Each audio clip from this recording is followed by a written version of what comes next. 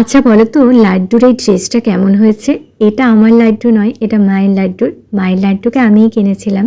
তো ড্রেসটা আমি জন্মাষ্টমীতে পরাবো, মাকে দিয়ে আসবো, মায়ের কাছে যাব। তো ড্রেসটা মাকে বলেছি যেন জন্মাষ্টমীতে রাত্রে পরায়।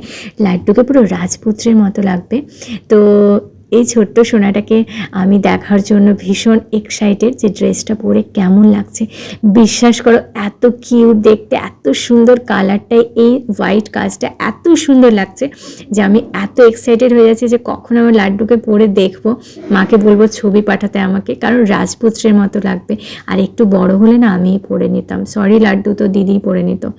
তো যাই হোক, এত সুন্দর লাগছে দেখতে, কি বলবো, আমি ভীষণ এক্সাইটেড। আর তোমরা কমেন্ট করে জানাও যে কেমন লাগছে। আমার লাড্ডুর জন্য একটা কিনবো, তবে পরে কিনবো, এখন একটু দেরি আছে। যেহেতু আমি মায়ের কাছে যাচ্ছি আর এখন যাওয়া হবে না জন্মাষ্টমীর আগে, সেহেতু এই ড্রেসটা আমি মাকে দিয়ে আসবো মায়ের লাড্ডুকে পরানোর জন্য। কেমন হয়েছে বলো?